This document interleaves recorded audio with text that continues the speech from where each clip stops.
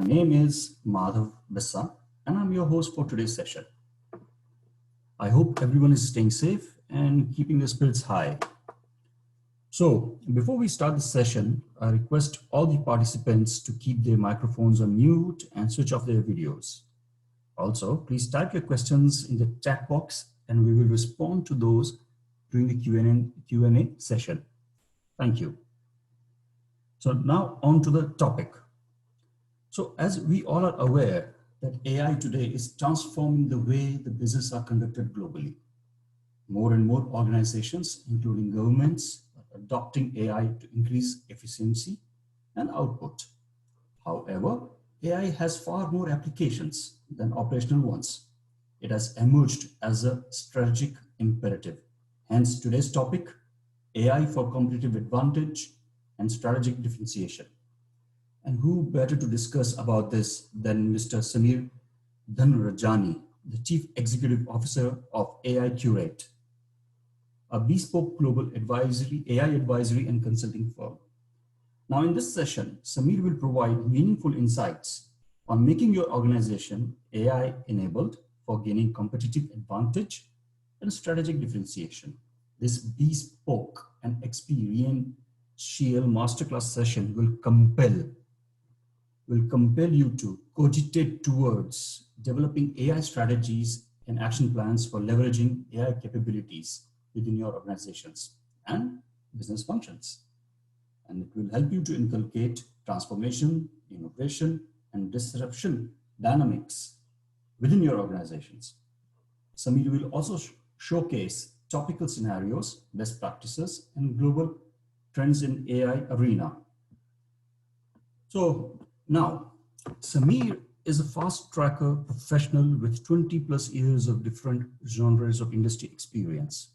He has donned various leadership roles in consulting, GCCs, bellwether technology organizations, and boutique firms to help deliver transformative and innovative AI advisory offerings to several CXOs and senior leaders. He is a globally recognized AI advisor, business builder, evangelist, and thought leader known for his deep knowledge, strategic consulting approaches in the AI arena. Sameer has consulted with several Fortune 500 global enterprises, Indian corporations, GCCs, startups, SMBs, VCP firms, academic institutions in driving AI-led strategic transformation and innovation strategies. Sameer is also a renowned author, columnist, blogger, and 4-time TEDx speaker. He's an author of best-selling book, AI and Analytics, Accelerating Business Decisions. And this book has been published by Wiley and series editor for Wiley Innovation Black Book 2019 and 2020 edition. Sameer writes regularly for Forbes, Your Story, Telangana Today, and Business World. He's a prolific blogger with trend-setting, topical coverage on AI strategy and consulting spectrum. Sameer is also associated as an AI advisor on policy matters with leading business associations, industry consortia, and state governments. And he's instrumental in leading the effort for positioning India as a premier destination in AI. He's a trusted advisor with leading academic institutions, active with startups and SMBs, and advises them on AI-led interventions. Sameer, it is fantastic to have you with us today in this session. Just to let you know that we have had an overwhelming response to this masterclass session. So without any further ado, let me open the stage for you. Ladies and gentlemen, Mr. Sameer Dhanrajani. Thanks, Madhav. Am I audible? Yes. Okay, great. Thanks, Madhav, for the introduction, and thanks, Supriya, for facilitating this session. And thanks, NASSCOM, for giving me an opportunity to kind of do a session with a wider audience. I think, yes, and I just hope everyone is staying safe and taking due precautions. This is a testing time. And nothing better than talking about something which today stands at the forefront of what I used to say a few months back before COVID, innovation, transformation, disruption. Now I have added two more set of a narrative post that, which is AI now today also is standing for survival and revival once we are in the post recovery phase. And as the topic suggests, artificial intelligence is the most talked about business lexicon in the CXO's world today, and strategically in the boardroom as well. Having said that, for any business today, any venture, any output, any startup, the significance of artificial intelligence remains very, very upfront, because it's not only, I would say, a set of technology, it's a part of the business, it's a part of operating model, and it's a part of strategy today.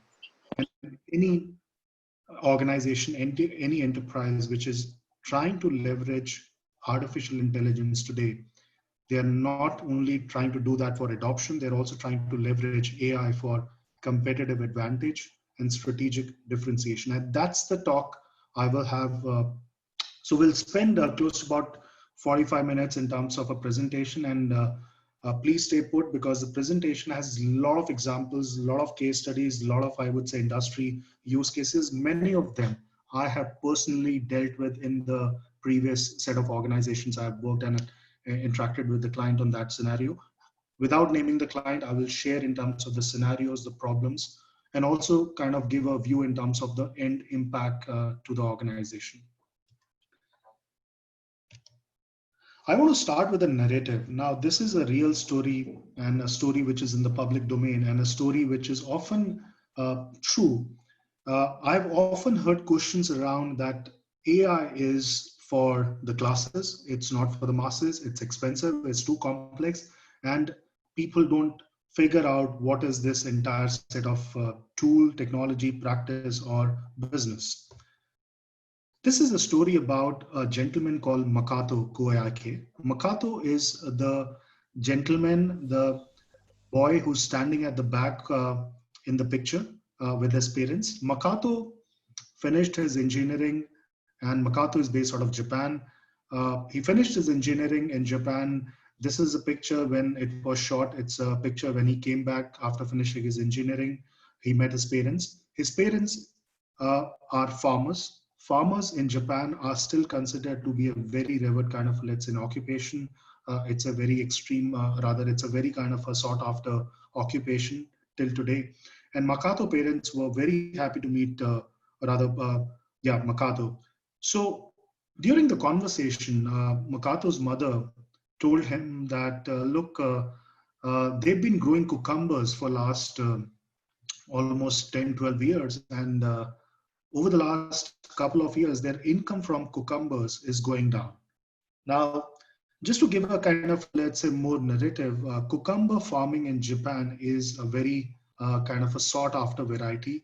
There are 8 varieties of cucumber, shape, texture, color, and different kind of variables. And every week there is an auction in Japan where cucumbers are sold. Now, as Makoto was hearing, he was trying to understand what caused the income to dip, because it was all fine when he started his engineering. And when his mother said that the income has not been able to catch up, he started thinking. He went back to his home. Then he realized, look, he has studied some bit of AI in his engineering days. And maybe this is the time to start some kind of putting some knowledge to the usage. So he went back to the farm, clicked about 4,000 odd pictures through his iPhone of cucumbers from various dimensions, various kind of, let's say, angles, and he came back. Through his laptop, he downloaded a kind of a Google TensorFlow tool, a freely downloadable kind of a tool. And he also bought a Raspberry Pi 3 controller, a $35 kind of a, let's say, microcontroller from Amazon. And then he started labeling and annotating the pictures through the deep learning technique on Google TensorFlow. And this is where then he realized that, look, he can make an algorithm in terms of correlating what his parents are growing as part of the cucumbers in terms of variety, and extrapolating that with the yield which is coming from the auctions every week. So when he tried doing this model through Google TensorFlow, he first arrived at about 30%, 40% accuracy. He tried further, he went and started doing kind of iterations and experimentation till the time he reached to a level of almost about 80%. Now he said, look, this is a kind of a, let's say, thing what he was looking at. He went back to his parents, told them what kind of a variety of cucumber they should be growing. 18 months down the line, his parents' income went up by 400%. The cost associated was just $35. This is what, when we say magic happens in terms of AI being used for the masses, this is where the whole, what we say, this rubber hits the road, and this is where the whole aspect of AI comes to the relevance. And I'll talk about many more examples in terms of how it's being used by the organization for advantage in terms of taking a kind of a strategic approach, and what differentiation in terms of the key elements AI is doing as part of competitive advantage.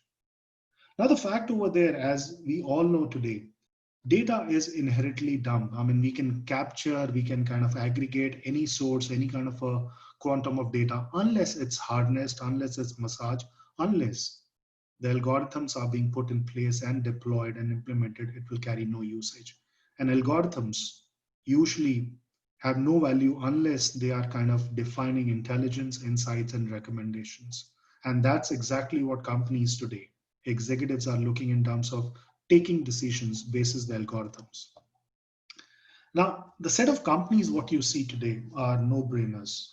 For many of you, these are digital, asset-light, new age companies. But the fact over there, to me, these are nothing but math houses.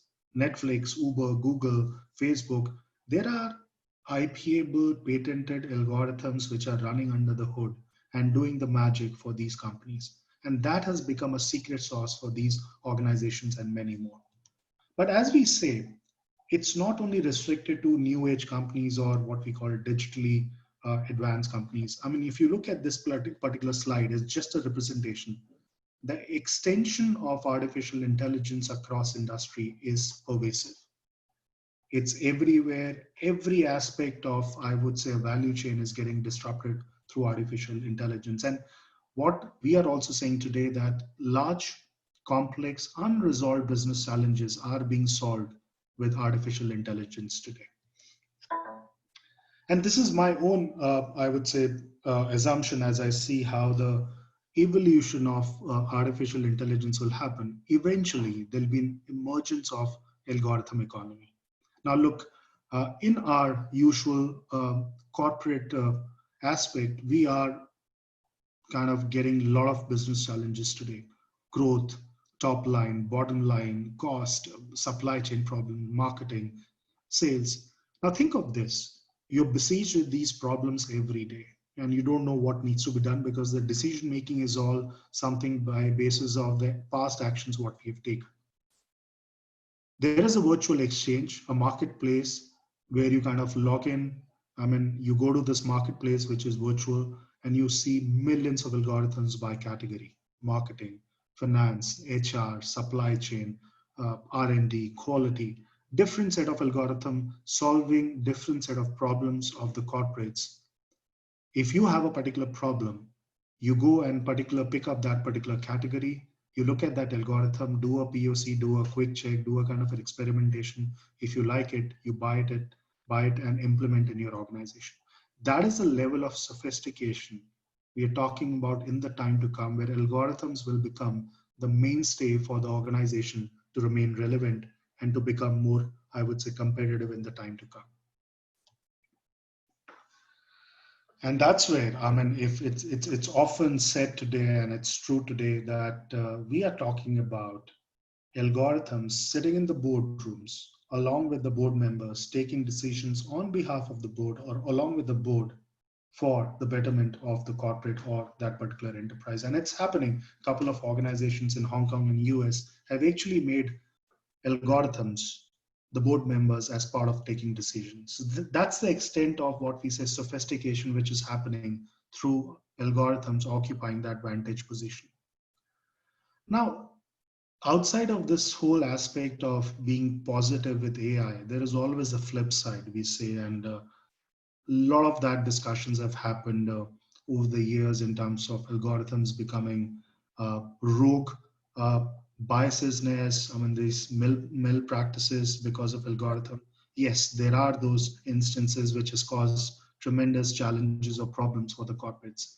But that's a different side altogether. We'll talk about that in maybe a different, I would say, dimension.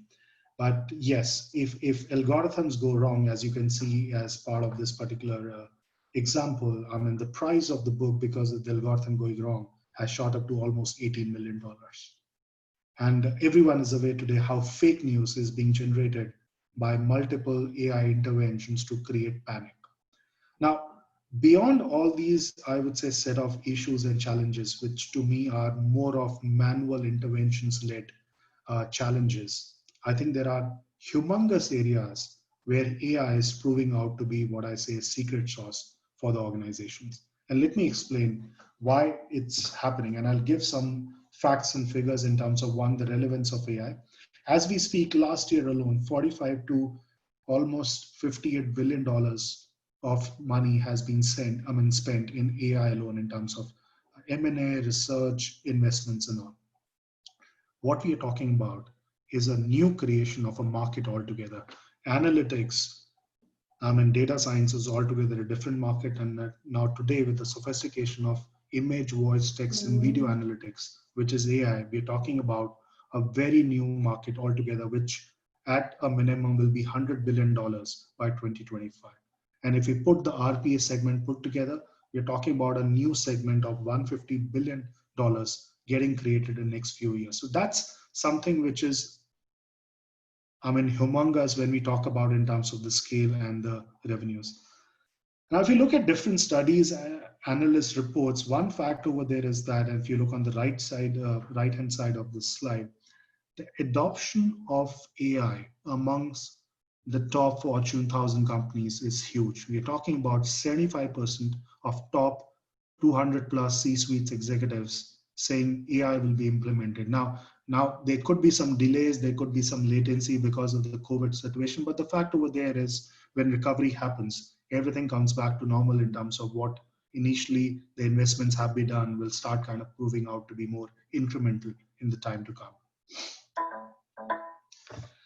Now, if you look at other aspect, which has always been a question about what we say the impact, various analyst reports have also projected a very healthy impact in terms of the top line, cost containment or efficiency increase by leveraging AI. And that's something which for a lot of skeptics where AI is always being cautioned in terms of creating a bang for the buck or return on investment. I think the reports out here are something which usually is validated in terms of saying, look, there is a definite impact in terms of how the dollars can be saved or augmented in terms of leveraging AI.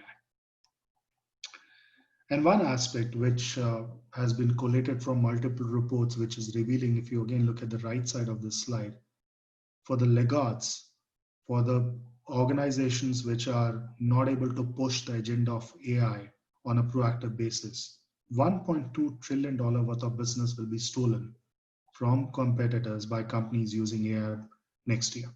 That's the kind of quantum of money we are talking about for the laggards who will not be able to catch up in AI as a part of their strategy, as part of their implementation. Now, the fact over there, beyond all these facts and numbers, is why are we so gung-ho? Why are we so kind of buoyant about AI? Well, the fact is, if you look at various reports and various kind of, let's say, instances today, the sum total of machine performance is outscoring or outpacing human performance. Many of you would have heard about Alphago Zero. Alphago Zero is created by Google DeepMind. Now, this is a machine which actually competes on the chess game with the best of the grandmaster. Now, just to give a computing power, the enormous computing power of AlphaGo Zero, I'll give an example out here. Our own grandmaster, Vishwanath Anand, when he plays a game of chess, he can think almost 400 times before in terms of permutation and combination, in terms of what the opponent may kind of do as part of the next move, 400 times in terms of permutation and combination. AlphaGo Zero can actually think 370 million times in terms of different permutation and combinations of a chess move before the opponents start doing anything. That's the differentiation we are talking about in terms of fast, high velocity computing power and bunch of algorithms playing the trick over there. We've all seen how Alexa's performance has improved from the time conversational AI became mainstream.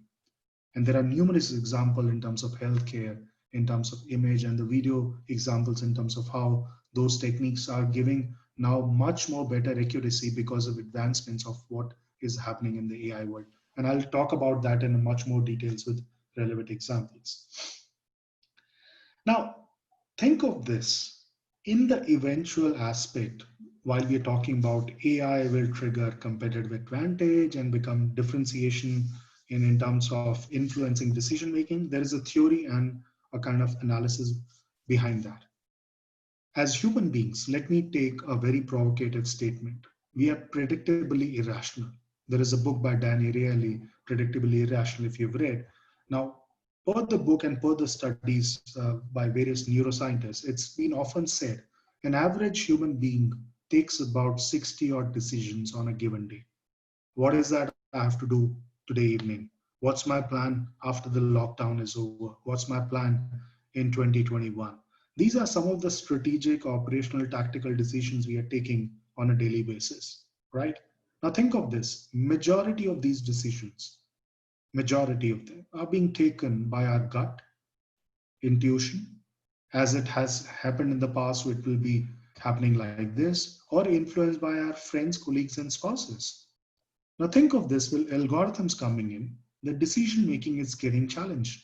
The way we transact today on Paytm, the way we consume news by InShots, the way we kind of, let's say, do our shopping on Amazon and Flipkart, it's all influenced because adjacent categories, discounting, the way we are kind of, let's say, doing our browsing history is all determining algorithms to tweak and create a personalization engine just for you. And this exactly in a larger basis for organizations will compel decision makings to happen through AI because the advancements in image, voice, text, and video will far more exceed the human performance. And let me give an example now when we're talking about, but before that, when we talk about what are the strategic imperatives, what the organizations should be doing to kind of take and competitive advantage by AI, there are three dimensions. One, the fact over there today is that every organization, B2B, B2C, startup, deep tech, or let's say conglomerate or a standalone enterprise, is talking about how does one reimagine the customer experiences. Customers never had that better kind of an offering or a better kind of a treatment before. We are all pampered today, as we know. I mean, personalized, hyper segment, hyper targeting is the name of the game, which is compelling organizations to create innovative product and services. There is no choice today but to innovate. And as a result, in what's happening, companies today have no option but to transform their value chain, essentially their businesses. I give an example. A few years back, when we used to apply for a credit card, let's say an ICSA or HDFC credit card, there used to be a 16-step process from the time you contact a customer support executive from the time you land up a credit card, and the turnaround time used to be 28 days. Same process today.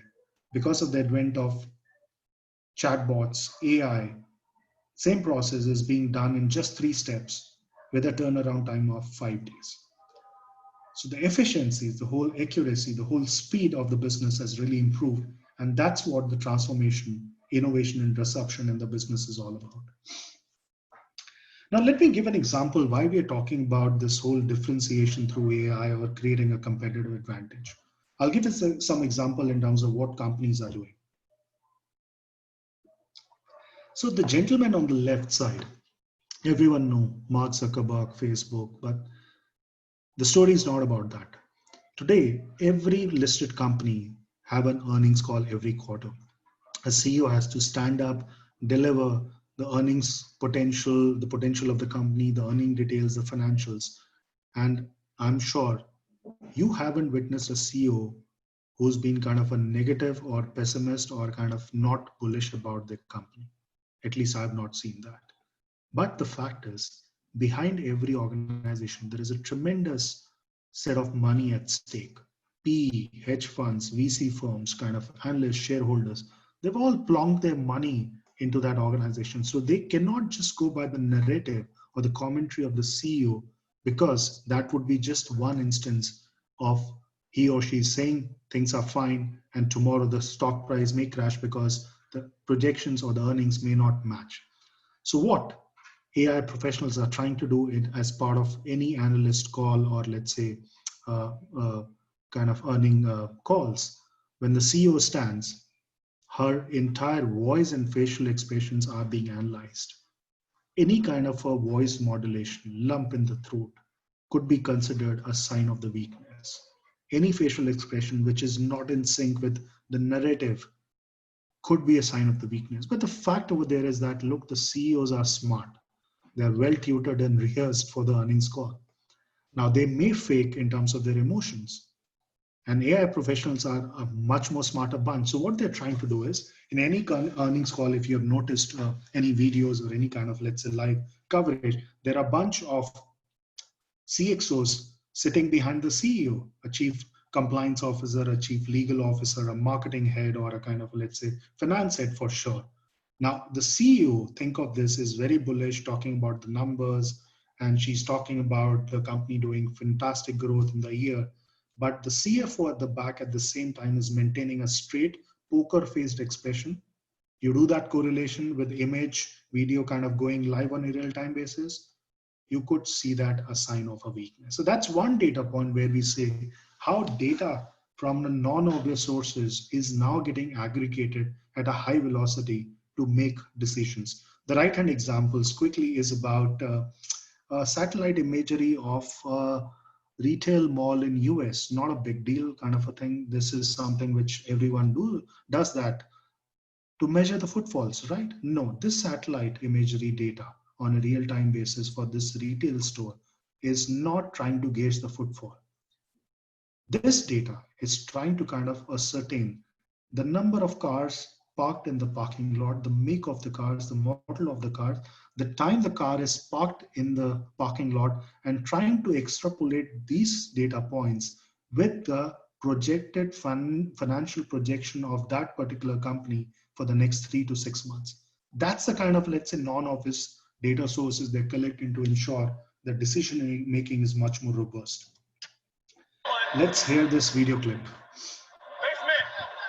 Basement! Basement! Let's go, Rob. Let's go. Over here, over here. Come on, come on, come on. John, get in there. Good touch. Something control.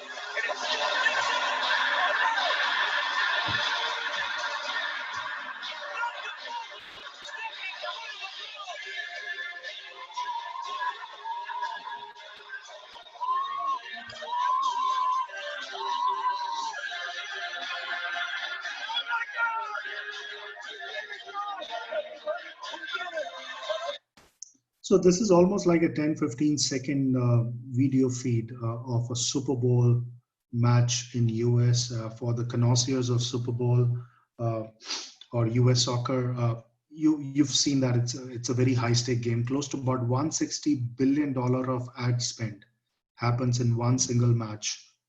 One TV commercial cost close to about almost $3 to $4 million. So that's the kind of money for marketeers at that stake. And imagine your company, your brand has put in money over there, and your CEO did not see the ad throughout the match, and your team also lost. And as it happens in corporate lives, the next day you are trying to avoid the CEO, and the life is always tricky. The moment you try to avoid something, it happens, you meet the CEO in the hallway, and the first question she asks, where the hell was our brand? We did not see. But you were smart. You were using artificial intelligence through this kind of a technique, which you can see in this video feed. Now look at the right side, please. Basement! Basement! Basement! Let's go, Rob. Let's go. Over here, over here. Come on, come on, come on. John, get in there. Good touch.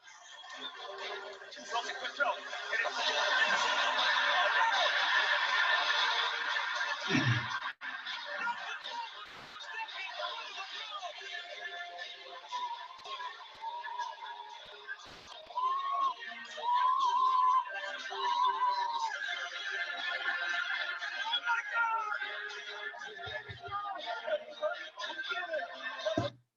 So as you could see, through a labeling and annotating of the images in the live feed of the match, the jersey of the players, the turf of the stadium, the aisle gallery of the players, everything was labeled and annotated.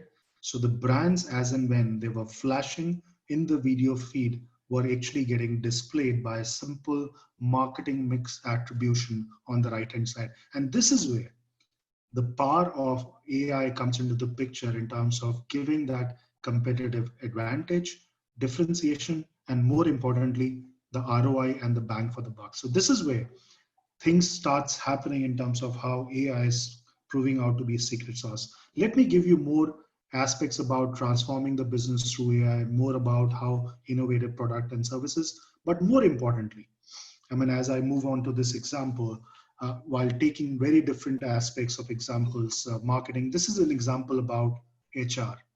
Now, many of you will wonder, hey, why HR in this picture you can't correlate? Well, yes. So this is a picture or a video picture of an e-commerce store in China. 2,200 workers work in this large warehouse. At any given point of time, it's a 24/7 warehouse, and millions of transactions happen on a daily basis.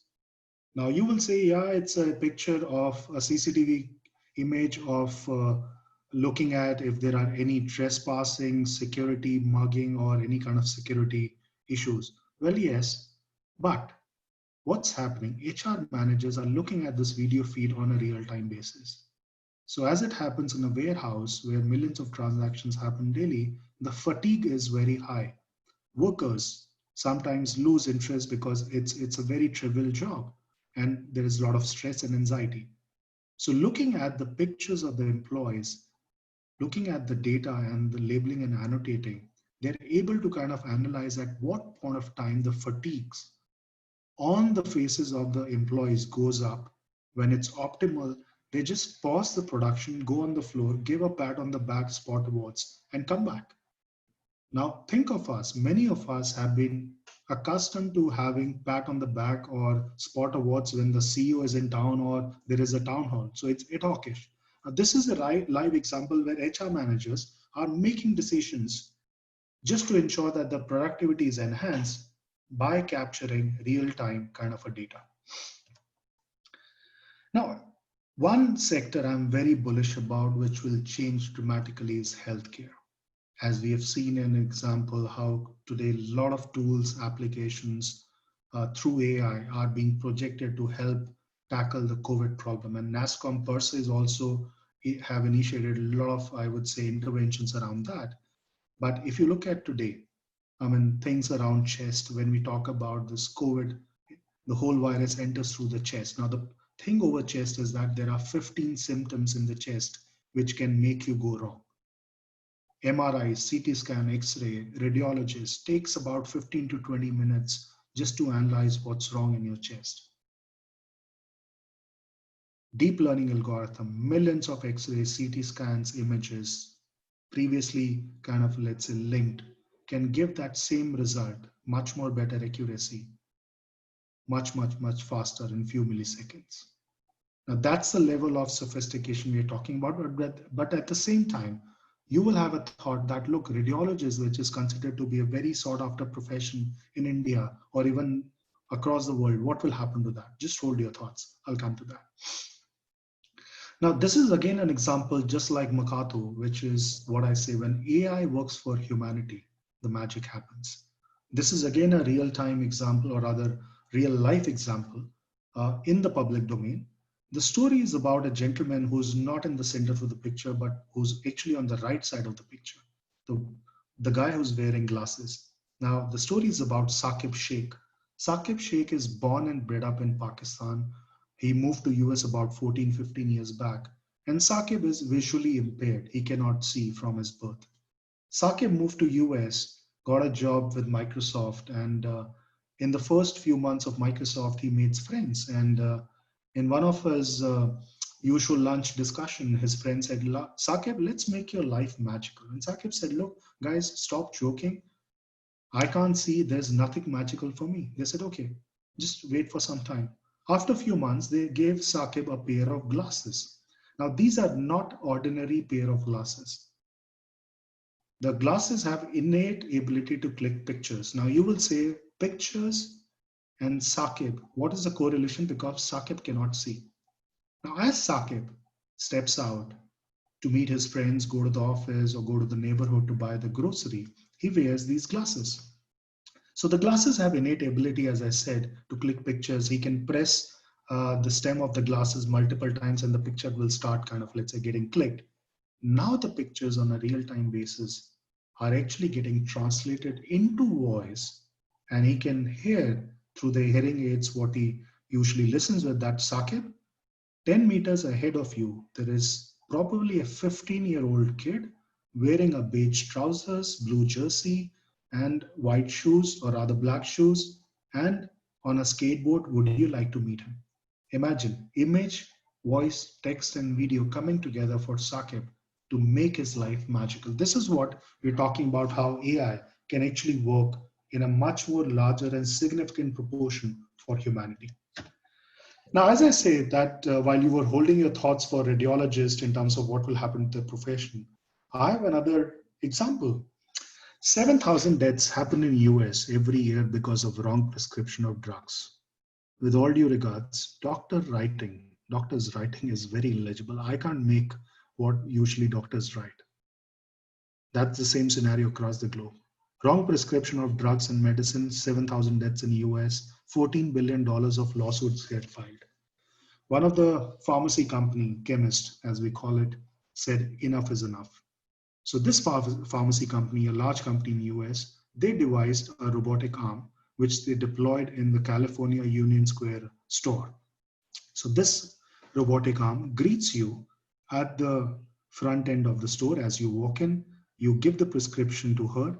She will go through the aisle of the store, picks up, scans the kind of, let's say, prescription. And in US, the US data, the data records of the patients are linked. So it will match with the previous kind of symptoms, goes through the aisle of the store, picks up the medicine, comes to your kind of, let's say, at the front end.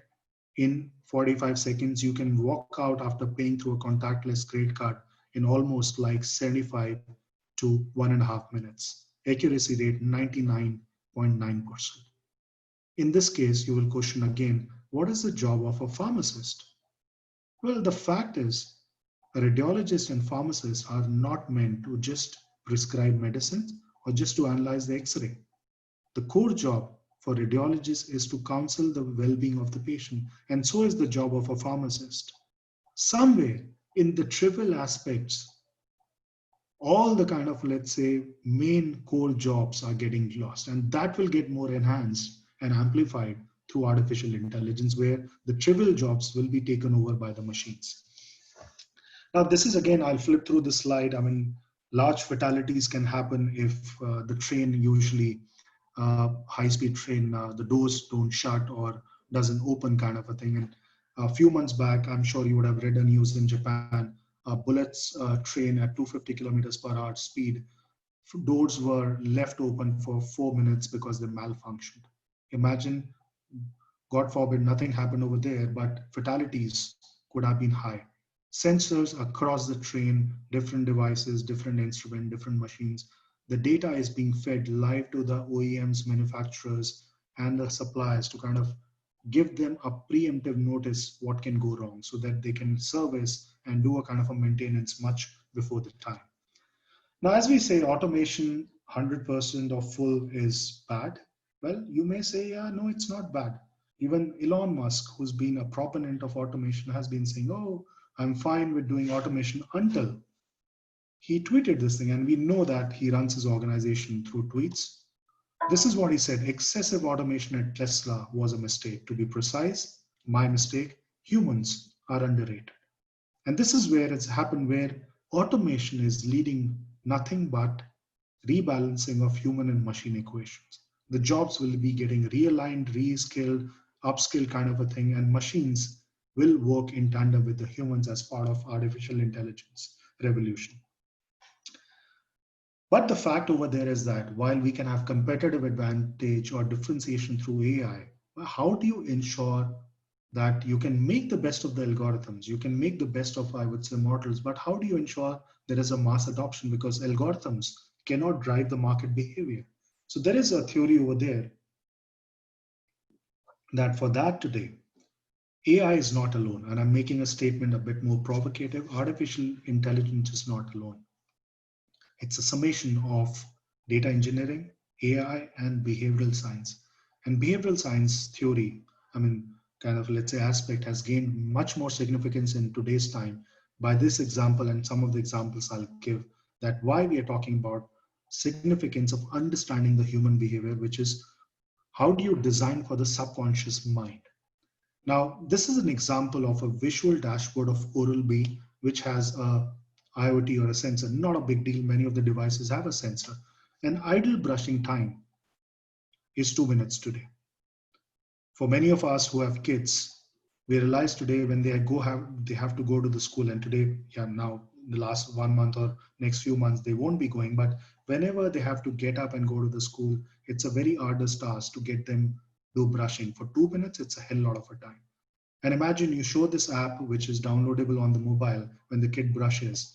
Anything less than 2 minutes, the emoji turns frowning, there is a screeching noise, and the kid gets a bit petrified. And then she realizes, look, she has to brush again. More than 2 minutes, it shows a different timer, contours where the brush has gone, different kind of, let's say, infographics. More than 2 minutes, when the kid brushes, there is a happy jingle, smiling emoji. We all know that today our life is governed by emoticons and emojis. Kid is happy, she goes to the school. The fact is over there, this brush is being used more by the adults. 2 minutes is a big, big brushing time. Now, this ice cream manufacturer did everything to increase the sale of its ice cream, brand of ice cream. Discounts, multiple coupon, promotions, in-store kind of novel displays, nothing happened, assortment changes, until someone suggested him to kind of do this.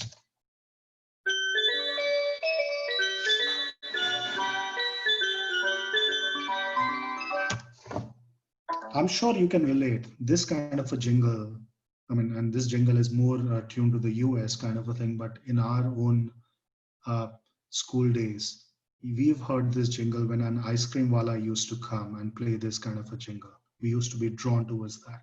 Just this jingle play helped increase the sale of this ice cream in 1 quarter by 30%. Where algorithms cannot work, where a lot of technologies cannot work, human behavior understanding, behavioral science, nudge theory starts creeping in. That's where the adoption starts happening.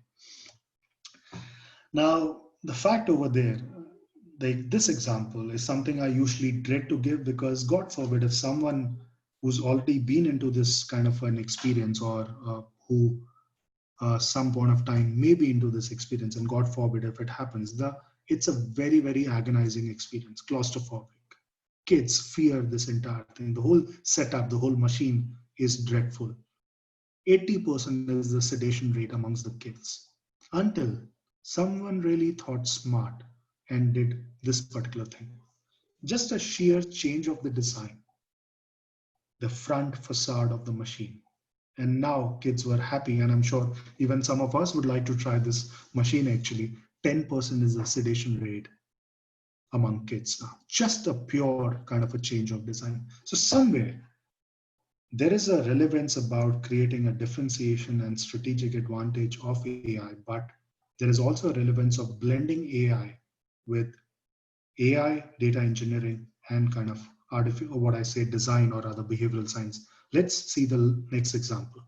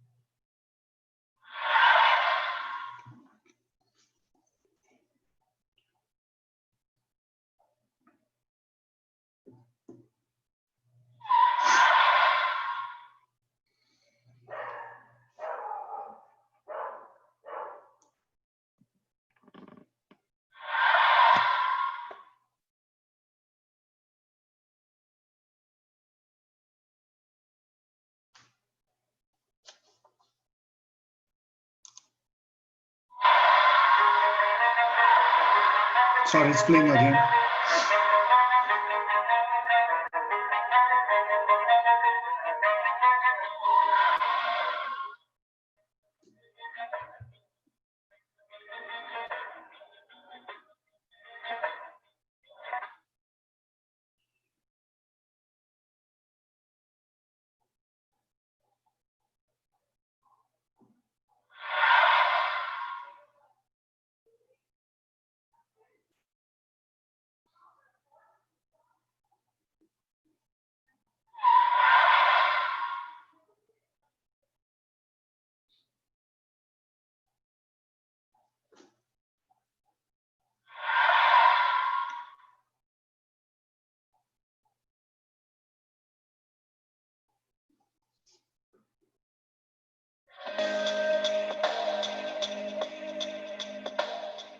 So for some of you may have missed catching up the whole sequence of this video, jaywalking, crossing the roads when you're not supposed to is a big challenge in every country.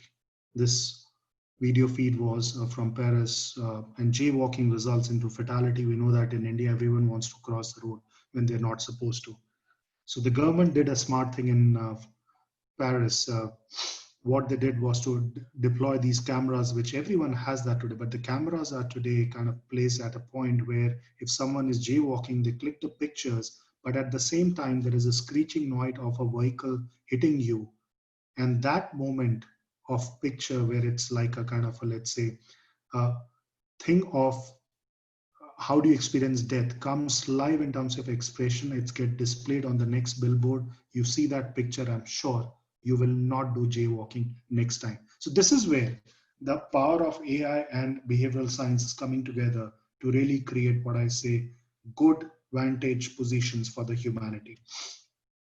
Now, two examples very quickly I want to take, because then straight away we want to jump into the Q&A. How AI will be relevant in India perspective, from while there are multiple interventions what the government is doing from AI perspective, but this is something which is still getting resonance, but top of the mind, I think it should be addressed, the challenge of our judicial system. We have close to about 33 million cases in India. Today in our legal system, there are 33 million cases. 84% of these 33 million cases have an average tenure of more than 12 years. We know that today filing a case is easy, but getting a result or a verdict is the most difficult task. 84% have an average tenure of 12 plus years. 72% of the time a lawyer spend is about understanding or kind of finding out 511 kind of legal sections of India in terms of our legal penal code and all what is there. That job, if it can be done by AI in terms of text mining, NLP engine, the time saved of the lawyer can be spent in terms of judiciously kind of expediting the cases. So if that can actually happen in terms of AI coming to the forefront to solve large, complex judicial problem, that will be, I would say, huge. And this is something which is happening as we talk about Swachh Bharat campaign. Many of you would say, hey, Swachh Bharat campaign and AI, what's the correlation? Now, as you know, many of us are paying a cess. Swachh Bharat cess goes through our salaries and all, and government is creating a lot of these sanitation restrooms across the remotest districts of India. And every restroom needs to be well maintained. And if you have a challenge when you use this restroom, let's say in a remotest part of Northeast India, and you're not happy, let's say with the tile because it's not hygienic or it's broken, you click that picture of that tile. Every restroom under Swachh Bharat campaign, as you step out, has a WhatsApp number. You just send that picture through that WhatsApp without naming anything or kind of telling where exactly this picture was shot. The picture goes to a command center, which is located in the remotest part of Rajasthan over there. And through the labeling and annotating of the images, they are able to identify in 15 seconds where this image came from. In another 30 seconds, the call goes to that vendor who had actually built this particular restroom. In 1 minute, the whole transaction is done, asking him to fix the restroom. That's how artificial intelligence, in terms of labeling and annotating the data, is being used to create mass awareness about Swachh Bharat campaign in terms of usage and all. So just winding up in terms of the crucial points, as I said, look, AI, there is a lot of that flavor, what is being talked about by everyone, but to me, it's a blend of three dimensions. One, AI, of course, which I gave a lot of examples. Second, data engineering, which is about how do you build more robust data pipes. Case in point is many of you who use Instagram, when Jennifer Aniston, the lead actress from the Friends series, joined Instagram, and she was late in joining Instagram few months back, she in 15 minutes got 7.5 million requests. Instagram crashed. Next day, New York Times reported the algorithms of Instagrams aren't robust. Well, it's not about algorithms, it's about data pipes, because strong data pipes actually build self-enabled, self-intuitive algorithms. And the last piece, which is important, is behavioral science. I gave a lot of examples, and that's how organizations are actually getting benefited out of this. What I want to end up is kind of showing you a video of how the future of work may emerge in the time of social distancing, what we're talking about. Have a look at this video, please.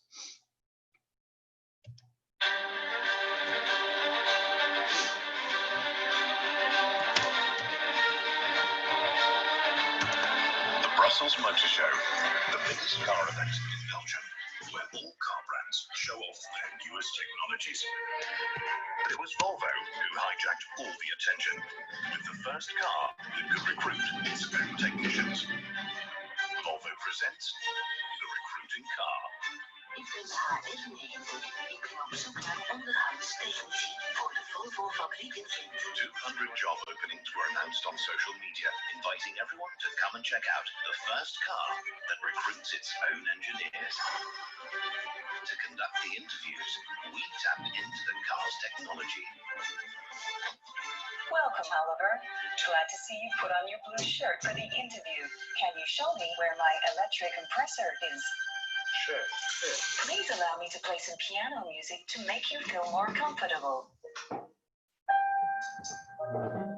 Tell me, why should I hire you?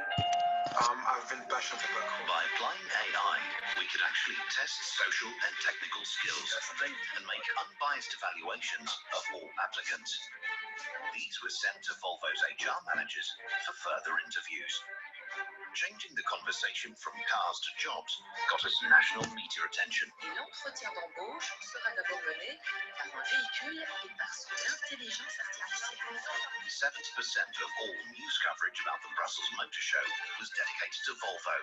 More than 1 in 2 Belgians was reached through PR coverage alone, leading to 300% more price requests. And the 200 vacancies, well, they were all filled. So I think by now you would have gauged out that's how the future of work will look like, and AI will be at the forefront. So I take a pause, and Madhav, over to you for Q&A. Hi, Sameer, Snehanshu here. What a captivating session it was. Love the use, the mix of the content, use of the AV, right? Everything was spot on. I had commented on LinkedIn that I expected this to be a cracker of a session. It certainly was. So thanks for doing this, Sameer, and we hope to have you back very soon for another session. Pleasure. With that being said, I'm seeing a couple of questions being asked, very, very topical again. The first question comes in from Santosh. Santosh is asking, how can a business start adding AI to their strategy? And very mindful of the time that is available. I think 5 minutes is all that we have, more or less. And I'll probably prioritize top 3 questions, right, that have been asked of us. So your views on how can a business start adding artificial intelligence to their strategy? So just to keep it brief, Snehanshu, with the paucity of time, and I wish I should have managed the time well, but here is the thing. AI strategy is a continuum. It's a process. It's a journey. It cannot be at a stage where we are talking about you just implement some of the algorithms and the magic happens. No. One, organization needs to understand the maturity at which they are in terms of analytics to AI. Second, it's inversely related in terms of what I say, that what's the platform you have, whether it's your platform, customers, or kind of what you sell. Platform should be able to generate those data points, which actually feeds the best of the data pipes. The best of the data pipes creates the best enabled, machine enabled algorithms, and algorithms inversely decides your strategy, which means algorithms are the mainstay in terms of taking care of how your customer movements, how your customer data points, and how the feedback loop is being enabled. Once that's there, the strategies can be defined in terms of what new products, services you need to be launching, and how innovative you need to be there in terms of your organization. Wonderful, wonderful. The second question very quickly is, can AI work independently or machine learning alongside is a must? We probably know the answer to that, but would you like to quickly comment on that one? Well, again, these are, Snehanshu, you've been into this field for 17, 18 years. I think we have a knack of playing with this, I would say acronyms, machine learning, data science, AI, deep learning. Well, I think the fact over there is, true, everyone is fine in their own respect, but it's what I say, it's a maturity of where you are today. I mean, machine learning is a part of artificial intelligence. Deep learning is a part of the machine learning. It's a kind of, let's say, technique. So over there, machine learning cannot be reached or cannot be applied unless you have what I say, the level 1 of your algorithms design. Are your algorithms really productive, accurate? If there is an efficacy, can you improve upon? And once you have a right infrastructure of data, right data pipes, then you are in a position to run machine learning enabled algorithms to get more intelligence and insights. Otherwise, then the holy grail of analytics is still okay. And somewhere I keep on saying that analytics is not bad. It's just because when AI came in, analytics was never left behind. Today, there are many organizations who are still at the analytics journey, which is fine because they want to create that foundation first and then move to the aspect of AI. So at any stage, it's about maturity of the organization and what kind of insights and decision making they want to establish through analytics or AI. Wonderful. Sameer, a couple of questions coming in the post-COVID scenario. I think the question that is being asked is twofold. One is the impact of AI after COVID-19, and the second one is a little more pointed in that the person wants to understand how will AI hold its ground in the next 2-3 years and justify investments post-COVID-19 world, right?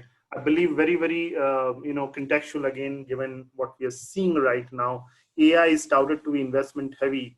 Will it justify the investments in a post-COVID world? That is the question. Well, I think it's a very relevant question, but as I started my narrative, I said, look, earlier, pre-COVID, if we call it, now today we are calling before Corona and after Corona, pre-COVID, this things was that AI was being leveraged more for innovation, transformation, and disruption. Post-COVID, AI will be more used for revival, survival, and resurrection. Because there is already established data points the organization have to understand what insights and decision making they need to do through AI. Rather, the fact over there, if we take into instance, we take into this example, a lot of FMCG companies have figured out that there could be a new way of doing supply chains or creating new supply chains post-COVID. Now, without using analytics AI, they will not be able to do that. FMCG companies, again, same examples, knew that what kind of, let's say, product were not sold, but COVID scenario created some new categories of products which may sustain. Face mask will become a reality kind of a thing. Disinfectant. These kind of, let's say, aspect of carrying disinfectants or kind of, let's say, moisturizers will, be a norm. So that will compel nothing but AI analytics to be used more comprehensively. Of course, as I keep on saying, the level of how we kind of used to denote in terms of the ROI versus now, it will change. The POCs may go for a change, and the expectation by the service providers will be, can you enable it much more on a fast basis? Lovely. Thank you so much for that answer, Sameer. And to the audience, that's all the time that we have today. But I sincerely hope that the masterclass session was top notch. Just to let you know that we carefully curate the speaker and topic combination, and we strive to bring you only the very best. Also, it's our commitment to you that always the masterclass series will be free, right? Will not levy any sort of registration charges.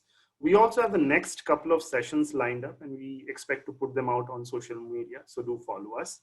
Once again, on behalf of everybody, Sameer, thanks so much for the time that you invested today. It was totally worth it, right? There are some more questions that are coming through. I'm so sorry you haven't had the time to pick them up, but what we'll do is we'll try and leave you with our email addresses, right? And we can have them collated and sent over to Sameer for his reference and response, right? Lovely. So thanks everybody for your time, and enjoy the rest of the day. Thank you so much. Thanks, Thanks, everyone. Thanks, everyone. Thank you. Thank you, Sameer.